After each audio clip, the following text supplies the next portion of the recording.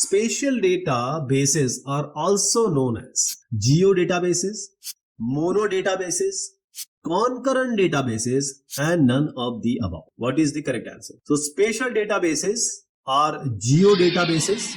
The correct answer is this one.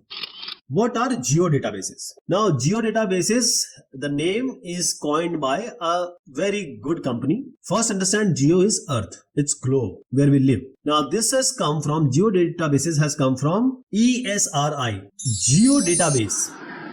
First, let us understand this GIS database can be divided into spatial database and non-spatial databases. Databases which will have the location information, and that will be the data structure in which the data will be put will be raster and vector. Vector can be point, line, or a polygon. When it comes to a non-spatial database, this is how the database is being structured. That is, it is in the table, relational, network, or hierarchical. So geodatabase is coming from, it's actually a proprietary GIS file format, and it is developed by ESRI to represent, to store, and to organize the spatial data sets. It's nothing but geodatabase is the database name from ESRI. Now you can understand that ESRI is the Shah Rukh Khan of film industry. You know Shah Rukh Khan, he is worldwide famous. That is why the ESRI is the Shah Rukh Khan of GIS industry. So whatever word they coin, they are with people who are in the GIS field. They learn it, they understand it, and they have to know it